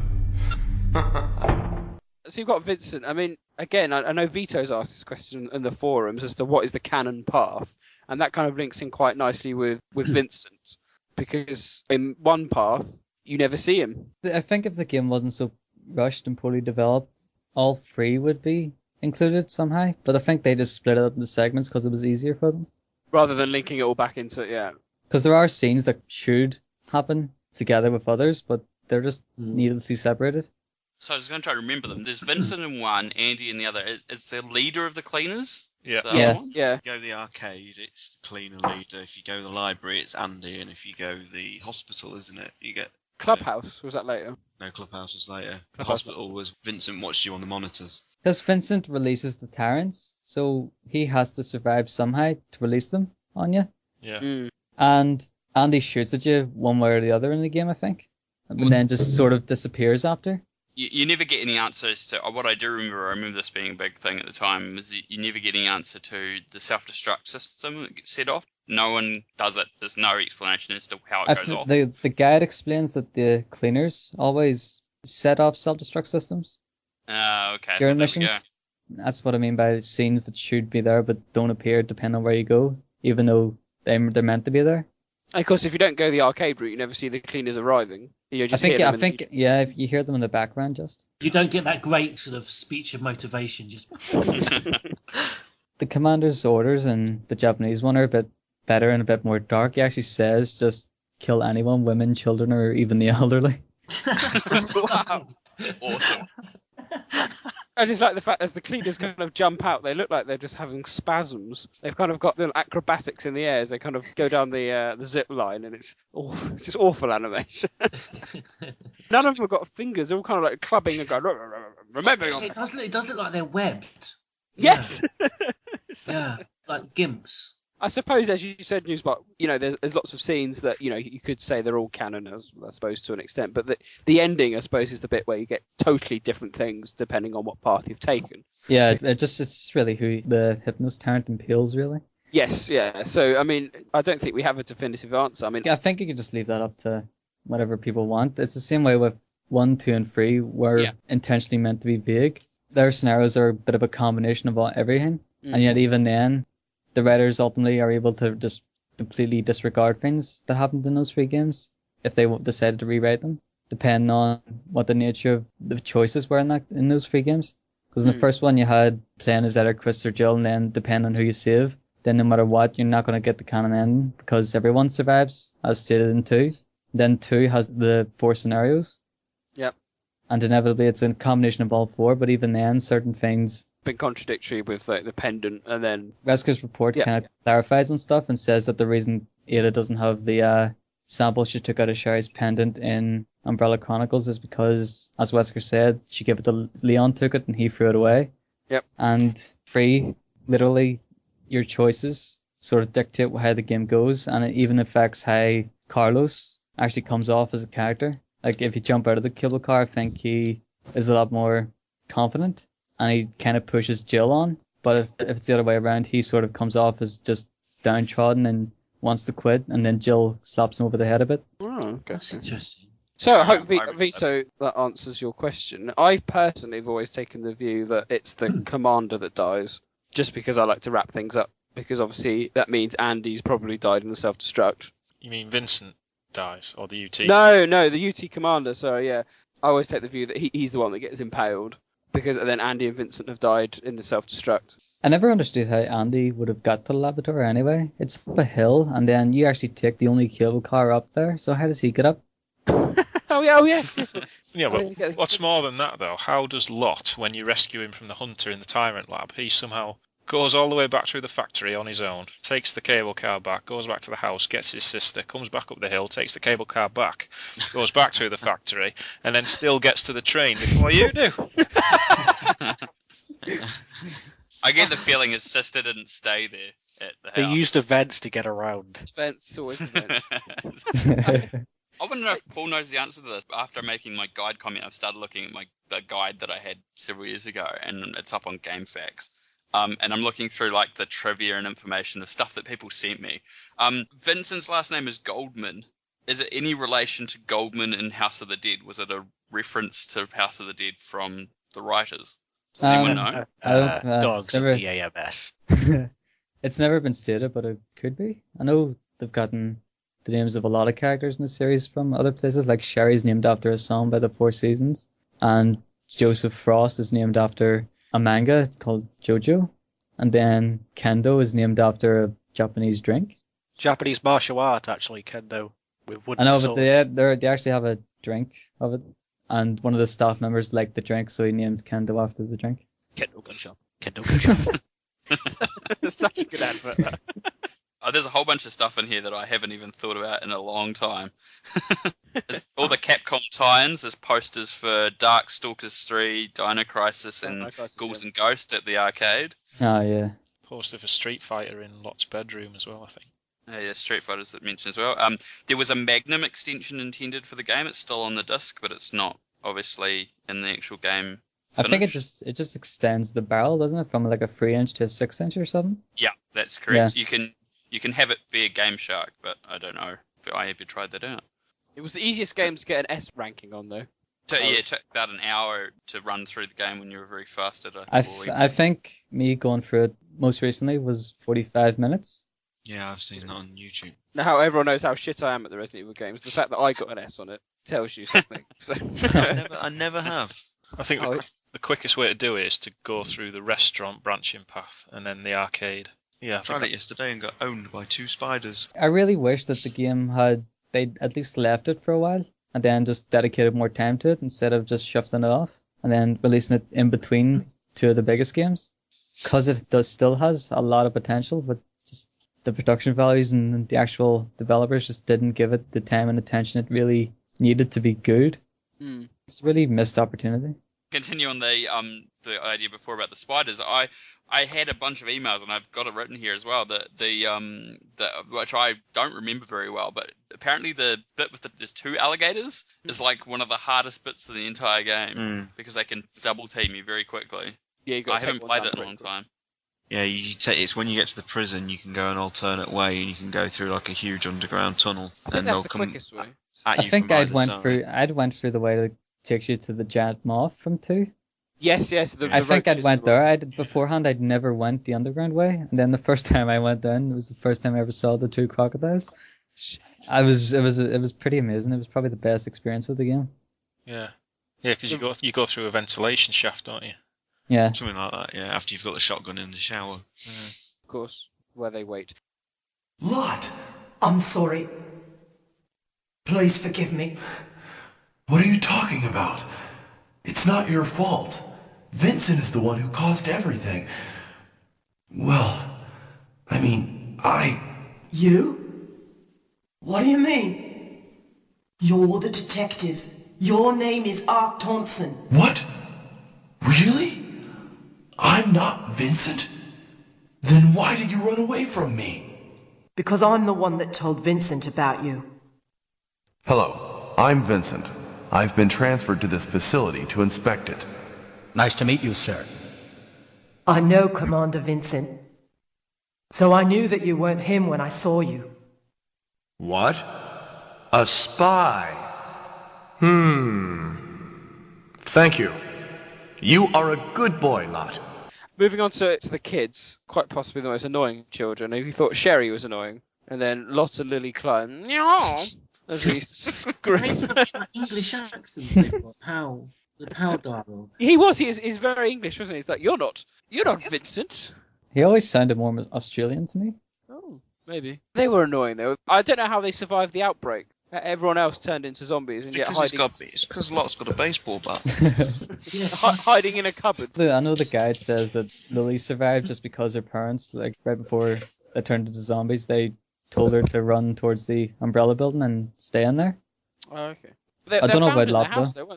Lily's found in the house. Oh, that's right. I think it's because Ark kind of scars her off after seeing her on the video feed in the building.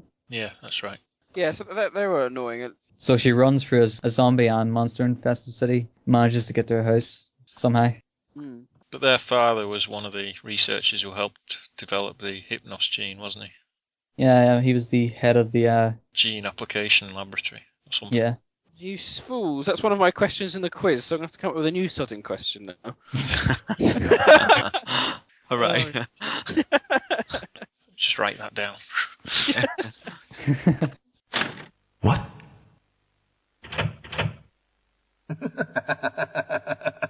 It's such a shame that you must die here, Vincent.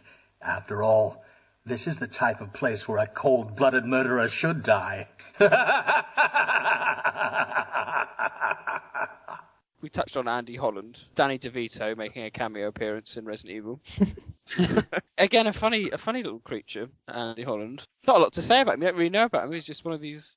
He's a former criminal, isn't he? Yeah, he's a former American criminal because being American somehow was something to add in. Couldn't just say that he lived in Sheena Island. You just had to say he was shipped from overseas. And he likes taking pictures, doesn't he? I think his room's full of pictures on the wall or something. Yeah, it's like the only thing he can do in the sewers, really. It says here in the guidebook thievery, larceny, robbery, and assault. Oh. He had quite a rap sheet. For such a small man with such a back, he somehow managed to get away with quite a lot. Short man syndrome. It's very well known. But he just wanted to be left alone, didn't he? Because he used to paint the walls in the sewers, like, keep out and no trespassing and all that shit. Mm. Oh, about that, the first time I ever saw that, I was like, oh shit, what's going to be behind this door? And then you find out later that it was just a small crooked man. I would have expected some, like, tall psycho guy that was ready to kill you in it, but no, it's just pretty underwhelming. Especially when he keeps ringing you at the beginning of the game and hanging up, and then you finally meet him, and he's just like short, fat, bald dwarf. Yeah. Danny DeVito's been calling you. Yeah. Exactly. I've already said that the sound, the music is one of the best in the series, although I can't actually recall any famous tune or anything that I can hum, but I do remember playing it. It was very distinctive, wasn't it, the sound? As you go, definitely went from a different area. It would suddenly change. It's one of the most unique soundtracks in the series, and it's yet one of the most plain. It's really good. I mean, I liked it, frankly, because it's a bit unoriginal, but very similar to the sounds in Resident Evil 2 and 3, the kind of the kind of piano haunting, melancholy tracks.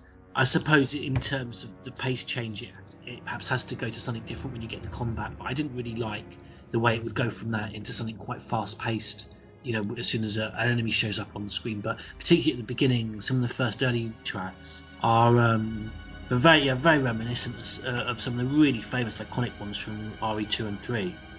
I like the organ music that plays in the church. I think that's really creepy.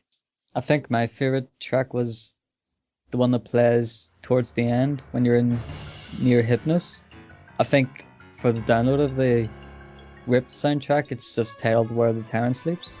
It's like a slightly fast-paced track, but it just sounds really unique.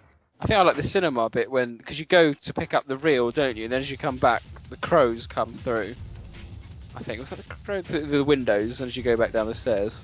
Yeah. And then I thought that was quite a good moment, and I thought that the music there was quite good. Just very different, I thought, from most of the games. Whereas most of RE1, 2, and 3, they have the music, but it's a kind of foreboding tension going out. This was quite bang in your face with the music. It was notably different from each area, and it's quite loud, and as I said, loud in your face. And very different, but I think still quite effective. I think the more fast-paced tracks were meant to just make you panic, basically. Because panic really does work in the game, just because of the really unintuitive first-person style they used. Yeah, I was going to say, it's amazing, actually, because at the time it was a very unique first-person shooter, wasn't it? Because it was with a gun, kind of on the rails style, but then it wasn't on the rails, you could move where you like. So it was a bit like Doom in that sense. But it wasn't like Doom. It's a kind of unique hybrid that never caught on, really, is it?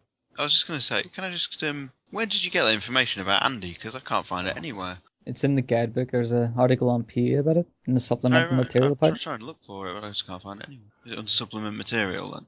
Yeah. Thank you. Sorry, Nick. No, it's all right. I was just saying how it's never really been followed suit. And I remember when Resident Evil Fire Zone was announced, which later becomes Survivor 2, the arcade machine.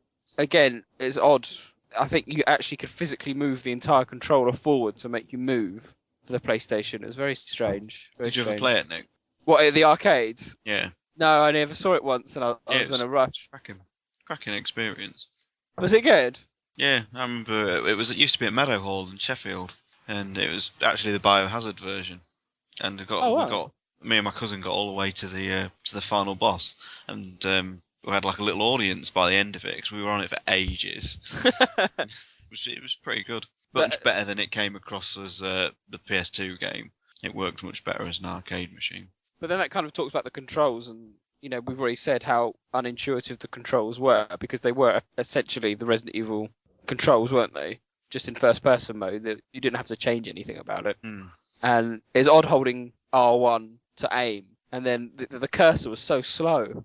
You kind of got used to it now, obviously, with this kind of over-the-head aiming. It also tended to auto-lock as well. So when you try to shoot in the head, thinking it would be more damage or something, it would just automatically straight go for their chest. Oh, right, yes, it would, wouldn't it? When you first see the zombies, it's right down the corridor, and then they kind of move a bit like they're dancing to Thriller. As they come and go, shaking all about like they've got some kind of vibrator attached to them or something. And then you just start shooting them from distance. It doesn't really do a lot. I don't think the animations for actually shooting the zombies is really very good either, because you basically just pump burns in them and then they drop. There's no actual real reaction. No. Which isn't that bad considering they're meant to be shambling, unfeeling corpses, but compared to the other ones, 2 and 3 just before it, you'd think there'd be a bit more Yeah, there's a bit of a movement. step down, wasn't there? Now, did anyone actually get to play it with the gun con? I said I did. I got it as a try to set it up, and I think I got to the video. You know where the zombie kind of comes up, flips behind you, the first one, and Double tap the trigger to walk forward, wasn't it? well, that's why it had unlimited ammo, didn't it? That was the only reason that you had unlimited ammo, so that you could move, which seemed a ridiculous reason to have GunCom support. So it was hideous, and I quickly switched it and then told Mum to take the GunCom back because I ain't playing with that shit. Actually, no, it wasn't the GunCon, it was some cheap knockoff. So it wasn't even the good one. But never mind. Right, well, what I want to move on now to is everyone's favourite moment, to see what everyone thought. Batman, did you have a favourite moment of the game? It was what Newsbot mentioned before, when you fight the 2 crocodiles at the same time. When you see one coming towards you and you turn around to back off and there's another one there. Oh, okay. George? Yeah, the crocodile thing just pissed me off. But I'm a lazy gamer. It's interesting you picked up on it, Nick. I did like the walking through the forest because you've mentioned it before, and you think, my God, why? I mean, with Remake particularly, why didn't they take you across, the surrounding forest? And obviously it was very basic, but just the fact that you couldn't see quite far ahead of you, and it took you into an outside area that was quite eerie. I enjoyed that. It's quite hard to say because I just sort of kind of liked the sinister backstory going on, and little things that drew on that I enjoyed. So I just like the first time you come across on those payphones and it just suddenly kind of rings and you're there, and it had that B-movie style to it, more so than perhaps 3 and even 2 to that extent. Romby, what did you think? My favourite bit is the bit of walking into Lot's room and seeing the zombie that looks like he's touching himself. Okay. I'm not kidding. It just cracks me up every time. I'm being joking, but yeah. Have you guys haven't seen that? No. It's serious. If you creep into his room very slowly, there's a zombie in there, and he's like rocking back and forth with his back towards you, and it looks absolutely hilarious. I don't know who put that in there, but obviously somebody thought it was just a great joke. But no, I like the general atmosphere. Like as I said, the story I didn't like when I first played it. I thought it was a bad idea, and it was different, so I didn't like it. But in retrospect, it was far better than I expected, and I think altogether, even though the production values are not the greatest, it's got a great atmosphere that's a combination of the story and the music and the design of the town and everything, and I think it's in that respect that's the bit I like the most. Newsbot? Gameplay wise or story? But just favourite moment? Crocodiles, yeah. Although there's plenty of T-103 encounters that were pretty memorable. Oh yeah, there's a tyrant that kind of just pile drives right through the right after the cutscene where you look at the cameras and see Lily. Like soon after, a tyrant just utterly just destroys the wall and comes straight through the screens. Yeah, I remember that. Yeah. I really liked that. I thought that was really well done. Stars Tyrant? Probably the walk on the bridge with dozens of tyrant capsules either side of you. It was the first time I remember. The very first time I played it, it made the game feel so much bigger and the universe so much more expanded for the first time. It was the moment where the game clicked to me as a really big deal. And finally, Mr. Spencer? It's got to be the mother phone call. It was just so weird. Maybe to try to let's put that in there, try and give a psychological spin on it, that there's something really, really fucked up going on, and they didn't really expand on it, but yeah, it's quite funny though. I think what we've unearthed in this podcast is there's a hell of a lot of good moments in this game. Maybe just one particular moment like the mother phone call we've all had a good giggle about. We've all had a good laugh about the acting, but there's so many good points scattered throughout the game. It is almost criminal that it's lost on quite a few people, and people just overlook it. I know people looking at INAP, always go, we always talk about Dead Aim and Survivor, how much we love it, but they are legitimately good games, and it's hard to pinpoint for me a favourite moment that encapsulates everything what's good about Survivor, because, as I said, the humour is intense, the atmosphere is intense, and, obviously the humour is not intentional, but, the atmosphere is intense, and the story is intense. And the game design just isn't so intense. Yeah, exactly. It's amazing. Exactly, you've hit the nail on the head. So it's quite hard just to pinpoint one moment, but I suppose, what did I like? Yeah, I'll have to side with George, I think. Just the fact that we had that glimpse of the kind of forest moment of what could have been and what should have been for Zero. And I think that's the best hint that we've got of some outdoor, natural Biohazard away from suburbia. And I'll cling on for that hope. And we'll quickly go around with marks out of 10. Oh, bless you. Stars Tyrant, what would you give it out of 10? We'll give it a strong 6. Strong 6. Okay. Rob? Romby? Yeah, probably the same as 6. George? It's one of the hardest ones to mark for me, and don't worry, Nick, because I knew you were going to ask this question before, so all the waffle I've already kind of got done in my head, and I'll spare you lot, and I will give it a strong 6 as well. Almost bordering on 6.5. Okay. Mr. Spencer? I give it a 5. It's let down by a lot of technical issues. Fair enough. That's perfect. Newspot? I'd give it a 7 because I sort of forgive the gameplay because the game does have some genuinely good moments, some good atmosphere, good music, and a really, really, really good story. Good 7 there. And Batman? 6.5. I enjoy this more than Code Veronica. What? I was seriously, Batman, you're reading my mind. You don't like Code Veronica, do you, Babs? I was about to say the same. I enjoyed this as much as, if not more than Code Veronica. I can't put my finger on it. I enjoy replaying all the games, but Code Veronica, there's just something about it that just doesn't sit well with me. The fact that you can probably just reach a point in the game where you can't continue. I don't know what it is. It's never really sat well with me, Code Veronica. I just don't enjoy it. We should go over what scores we've done for all the games. Actually, it'd be interesting to kind of put it in a league table. I think if Capcom weren't so keen to release so many games at the same time and have them all developed at the same time, I think Survivor and Code Veronica and probably Zero as well would have been a lot better off without the involvement of TOS. See, I like Zero. I think Zero's harshly treated. The problem with Zero is the shit creatures in it, like giant centipedes and stuff. Yeah. But I think in creature design, all it did was just attach giant to everything. Yeah, I've never liked giant and just normal. I mean, I thought, the Neptune as well. Sorry, Nick. No, I don't like BOWs, when they're just effectively giant versions of almost what they look like in the natural world. We can touch on them in the Zero podcast, which has been long in the waiting. That, I think, unless anyone's got any other parting comments and closing comments of Survivor, will be it for Biohazard Survivor. Someone remake it. I was about to say the same thing. I'd prefer a remake of Survivor over a remake of 2 or 3. Yeah. Yeah. I'd say there's a good look on the impact of the combination of Resident Evil and first person together. It was an experiment and it wasn't a bad one. And it led to stuff like the Chronicles games where you've got the on rails aspect in it.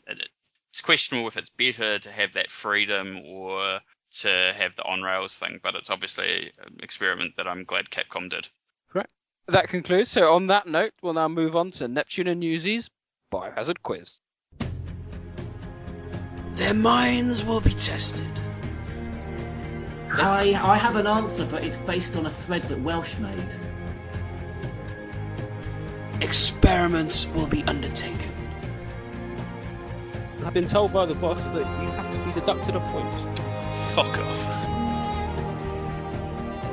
Great knowledge is needed. I got a massive 0 out of 5 last time. And a new power will arise. Jesus Christ. What fucking question is that? You said these questions weren't hard. I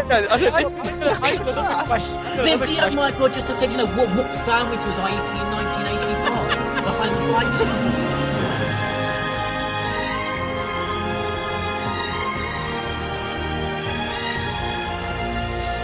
George Trevor,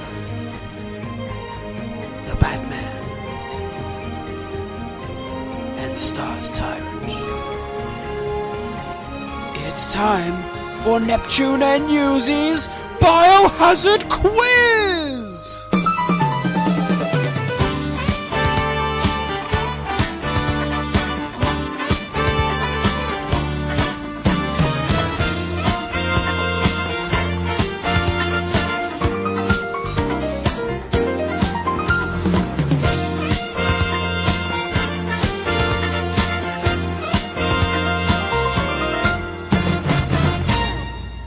Mr. Spencer.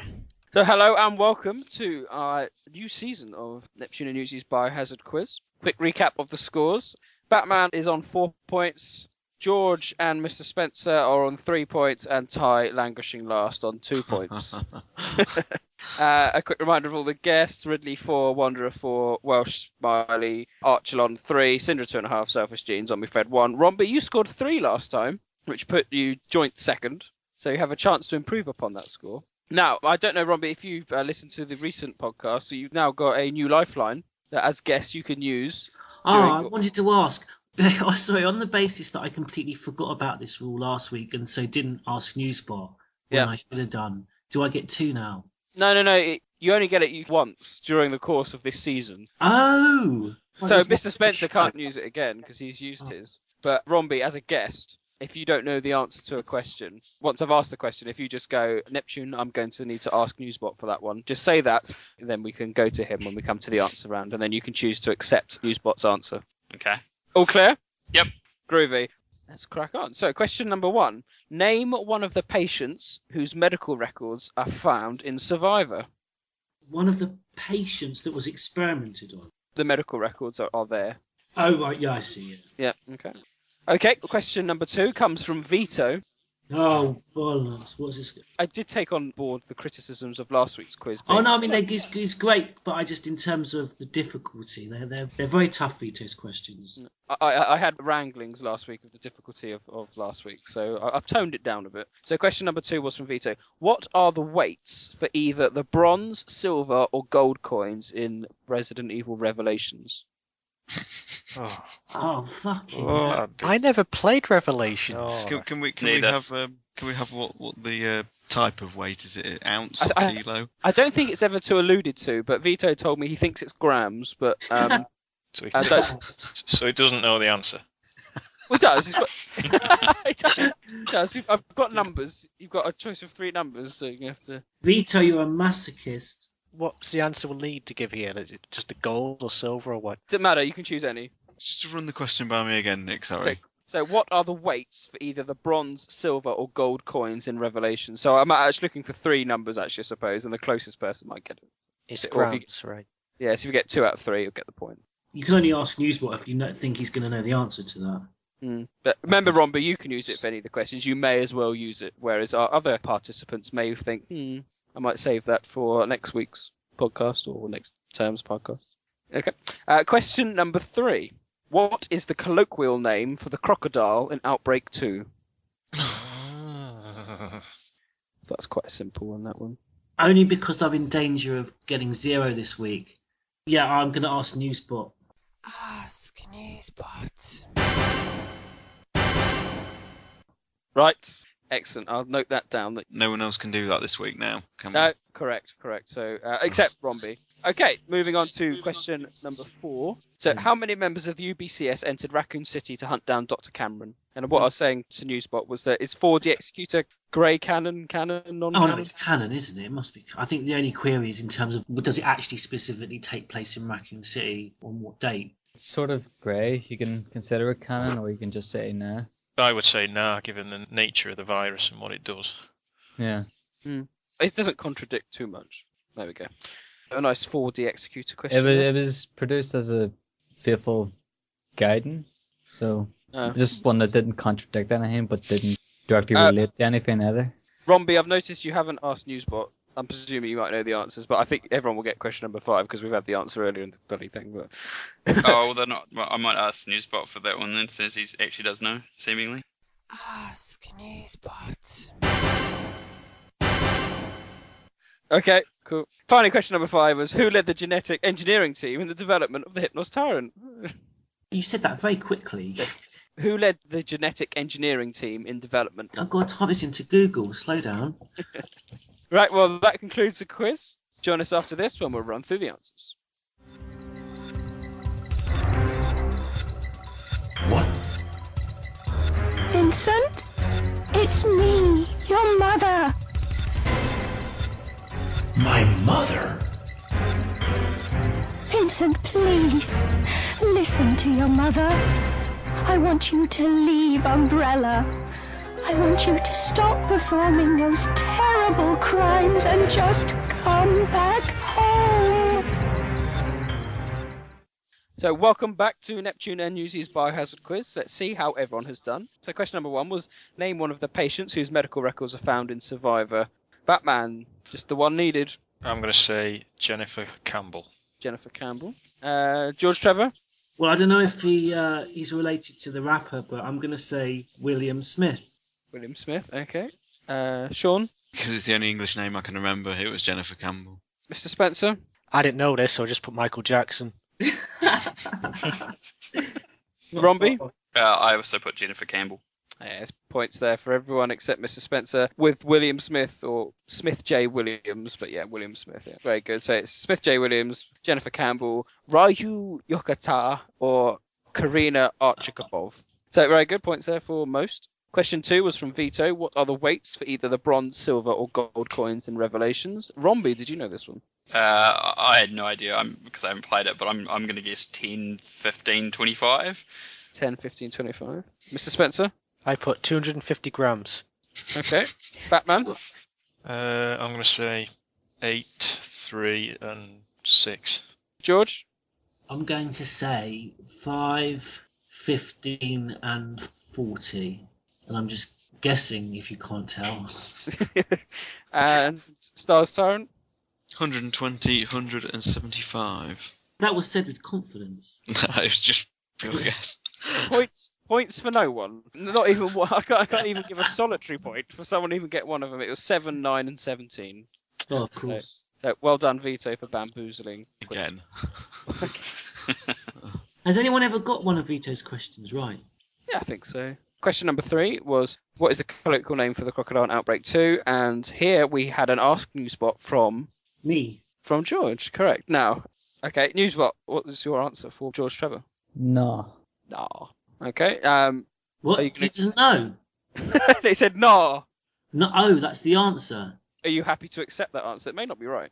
I can't ever recall pissing Paul off in a forum, so I'm going to take his answer. I'm going to take his answer. I don't think he sabotaged me, so I'm going to take. Of course, I'm not. Look, listen, I'm not going to question the knowledge of the birch, am I? Fair dues. Batman, did you know this one? Yeah, no.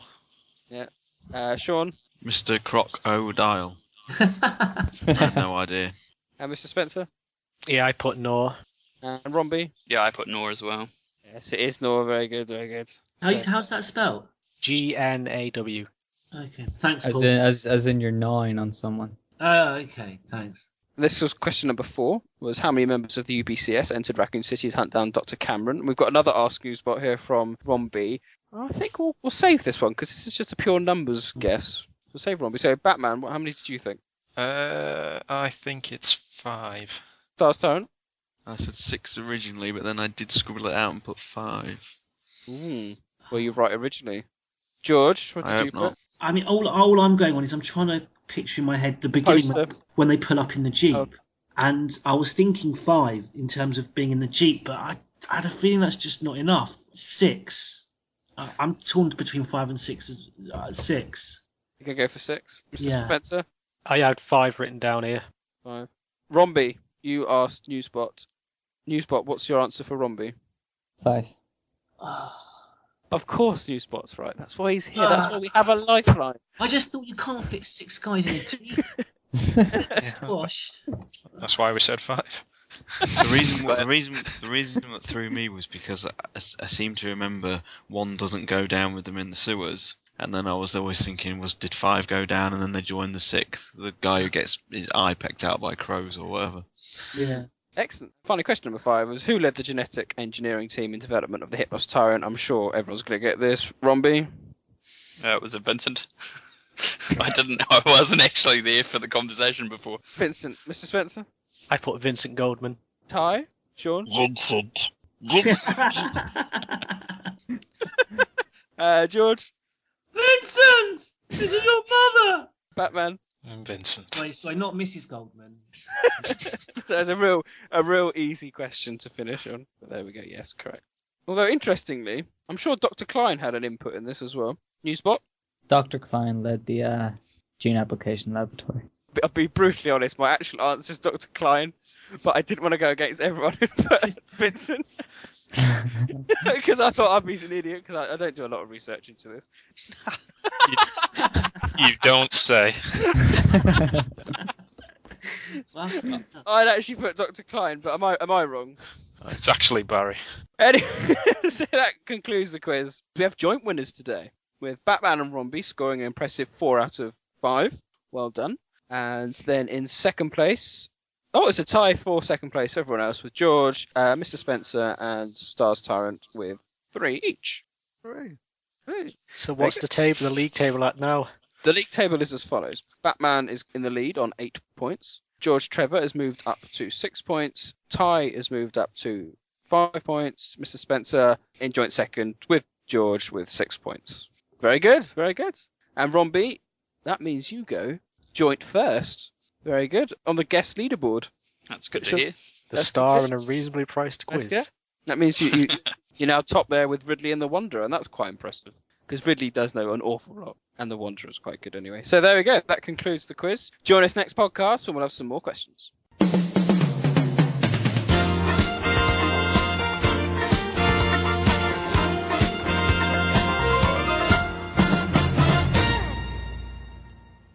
I always feel the need to let people know where we get the music for the quiz from, because I doubt it's well known within England, let alone outside of it. Is it Bruce Forsyth's Play Your Cards Right, Nick? It is, yeah. So no, I think anyone across the seas needs to Google Bruce Forsyth and Play Your Cards Right and have a look at his dolly birds. Be amazed. The strange thing is, if you look at him, he actually looks younger in the 70s than he does now. We should. Well, yeah. Well, yeah, he is younger in the 70s. So of course he's gonna look younger. I think that's called aging. Yeah. Oh my God. Younger now. He looks younger now than he did in the 70s. He's older in the 70s than he does now. Someone. We know what you meant. Oh dear. So, next podcast, we're going to be looking at Umbrella Chronicles. We plan to do another Revelations podcast, obviously, when it comes out in HD. That should be an interesting one, because obviously we did quite an in-depth one when it came out on 3DS, so we had to compare the differences, what works better. Depends what versions people get it on. If anyone does have a Wii U by then, to see what it's like on that. So that should be something to look forward to in the future. Who's going to get on what then? Because we can all do raid mode, can't we? That's online, isn't it? Can we work together on? I'm going to get a PS3. Same here. PS3. So we'll do raid mode together then. That should be good. It'd be nice if they expand it and make it 4-player or something. If they did that, we could all do a playthrough while we're recording the podcast. If only Outbreak was still online. Imagine the impossibilities. Ahead of its time. Outbreak. Ahead of its time. We're shooting each other. Friendly fire. I can say that since the last podcast, I've been overwhelmed with no letters and requests for Resident Evil Monopoly to be disclosed. So no. Oh. Capcom want it though. They want it so bad they could almost taste it. Oh dear. So on that note, I will bid you all farewell. Thank you very much for listening to our Survivor podcast. It's goodbye from me, Neptune. Goodbye from me, Batman. Goodbye from me, Tyrant. Stars Tyrant. And it's goodbye from me, Ark. Vincent, it's your mother. It's goodbye from me too. Stop doing those terrible podcasts and just come home. Goodbye from me, George Trevor. Goodbye from me, Romby. Goodbye from me, Newsbot. And it's goodbye from me, Mr. Spencer.